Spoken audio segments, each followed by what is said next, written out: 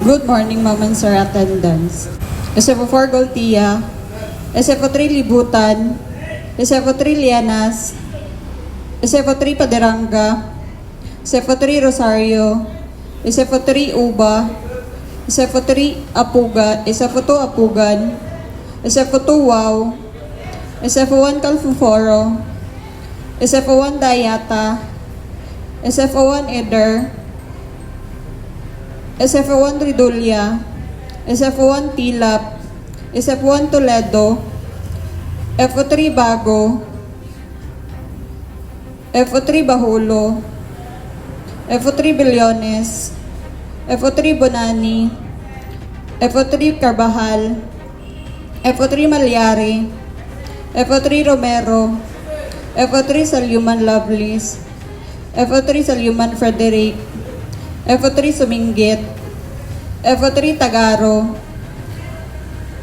F3 Oy, F2 Absedi, F2 Andoy, F2 Bagay, F2 Kapatan, F2 Las 12, F2 Mirales Abadies, F2 Rabe, F2 Tamyok, F1 Abaw, F1 Alcesto, F1 Almasin, F1 Akuno, F1 Ayaay, F1 Ansin, F1 Bakala, F1 Bagulbol, F1 Bisena, F1 Bedro, F1 Bonita, F1 Cabigas, F1 Kaliso, F1 Ko, F1 Katubig, F1 Damit, F1 Daba, F1 Escojedo, F1 Garcia,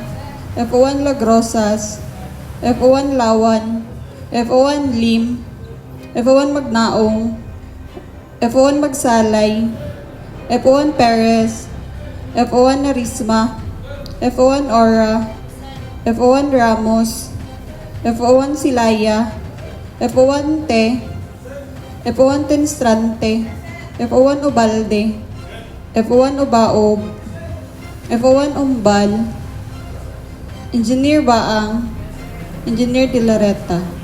Thank you, ma'am.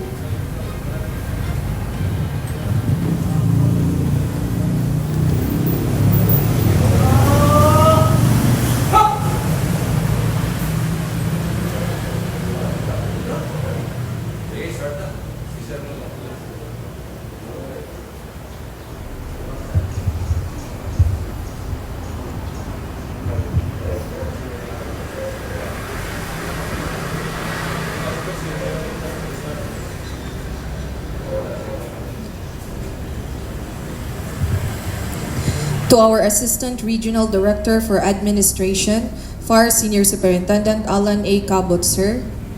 To our Assistant Regional Director for Operations, FAR Senior Superintendent Romel E. Villaferte, sir. To our Regional Chief of Staff, FAR Senior Superintendent Richie E. Fabre, sir. To other key officers, fellow firefighters, non-uniform personnel, ladies and gentlemen, good morning. Welcome to the Bureau of Fire Protection Regional Office 10 Traditional Monday Flag Raising Ceremony. We are your host from the Office of the Admin Division, headed by Fire Superintendent Rapunzel F. Anito, ma'am. And now, the ceremony begins.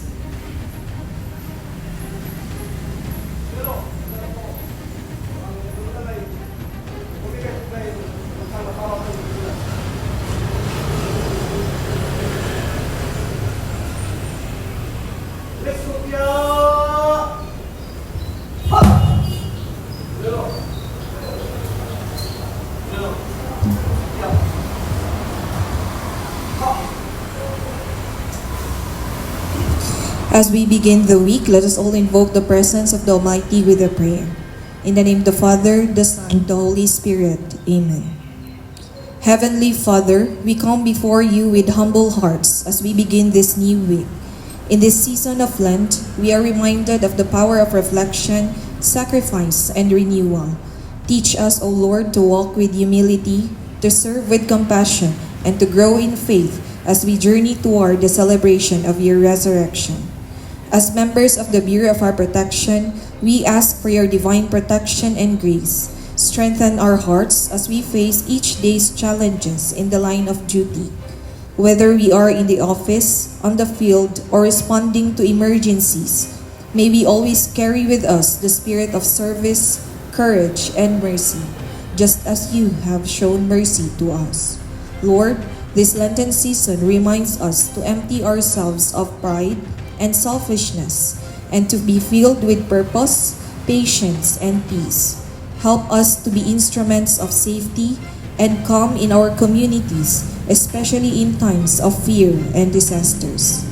Help our leaders with wisdom and our teams with unity. Watch over our families who support from behind the scenes. May we never lose sight of why we serve, that every life matters and that every act of service is an offering to you. We also take this moment to remember our fallen comrades who have served faithfully until the end. May their sacrifices never be forgotten, and may their souls find eternal peace with you. All this we lift up to you, O Lord, through your Son, Jesus Christ, who gave his life for us so we may live. Amen. In the name of the Father, the Son, the Holy Spirit. Amen.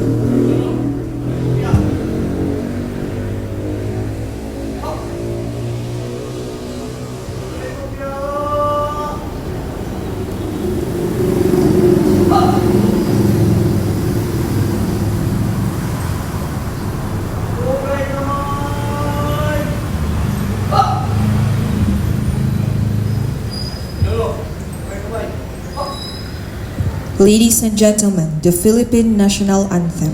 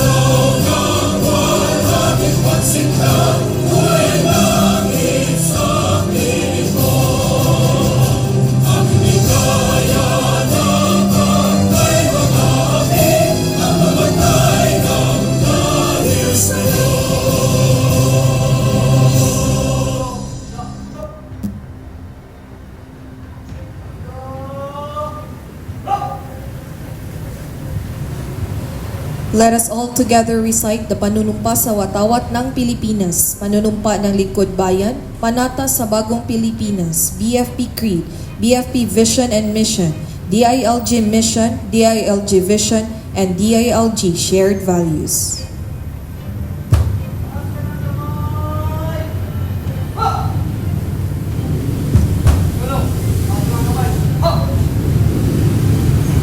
Panunumpa sa watawat ng Pilipinas.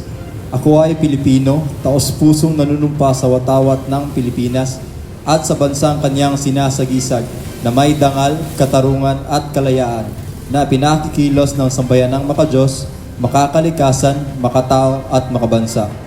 Panunumpa ng lingkod bayan sa bagong milenyo. Ako ay isang lingkod bayan. Pangangalagaan ko ang tiwalang pinagkaloob ng mamamayan. Maglilingkod ako ng may malasakit, katapatan at kahusayan na walang kinikilingan. Magiging mabuting halimbawa ko at magbibigay bibigay pag-asa at inspirasyon sa aking kapwa lingkod bayan. Hindi ako makikibahagi sa mga katawalian ng sa pamahalaan. Pipigilan at isisiwalat ko ito sa pamamagitan na tama at angkop na pamamaraan. Isasabuhay ko at isisiwalat ko ito sa pamamagitan ng tama at angkop na pamamaraan. Isasabuhay ko ang isang lingkod bayang makadiyos, makatao, makakalikasan at makabansa. Tutugon ako sa mga hamon ng makabagong panahon tungo sa adikaing matatag at maginawa na panatag na buhay. Sa mga tungkulin at hangaring ito, kasiyahan nawa ako ng may kapal. Bilang Pilipino, buong pagmamalaki kong isasabuhay ang bagong Pilipinas. Buhay sa aking dugo, ang lahing dakila, magiting at may dangal. Palaging dadalhin sa puso, isip at diwa ang aking pagmamahal sa kultura at bayang sinilangan. Kaisa ng bawat mamamayan, iaalay ko ang aking talino at kasanayan sa pagpapaunlad ng aking bayan. Kaisa ng bawat mamamayan, iaalay ko ang talino at kasanayan. Taglay ang aking galing na naayon sa mga pandaigdig na pamantayan. Magiging instrumento ako sa pagsulong ng kagalingan, karunungan at kapayapaan. Makikisa at makikilahok ako sa mga adikaing pamahalaan dahil kaunlaran at hindi lamang responsibilidad ng iilan.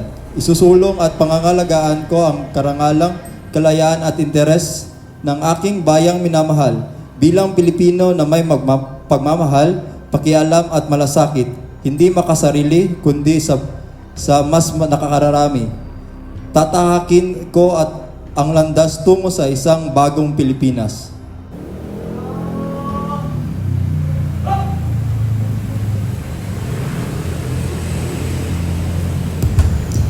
Firefighter's Creed. I believe in Almighty God, the architect of the universe and the creator of the firefighters. I will faithfully love and obey Him, ask for His enlightening guidance in the performance of our sworn duties and responsibilities, and to set good example. I believe that respect for authority is a duty. I will defend the Constitution, respect the laws of the land, obey the rules and regulation, follow legal orders in this code. I commit myself to love, respect, and serve without reservation. I believe in the sanctity of marriage and a wholesome family life. I shall live a simple and modest life. I believe in the wisdom of honesty, trustworthiness, and truthfulness at all times. My prime duty is to protect and save lives, properties, and conserve the environment. So help me God.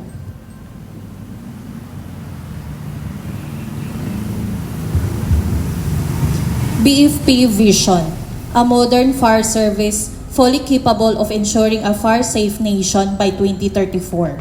BFP Mission, we commit to prevent and suppress destructive fires, investigate its causes, enforce fire code and other related laws, respond to man-made and natural disaster and other emergencies. DILG Mission, the department shall ensure peace and order, public safety and security, uphold excellence in local governance, and enable resilience and inclusive communities.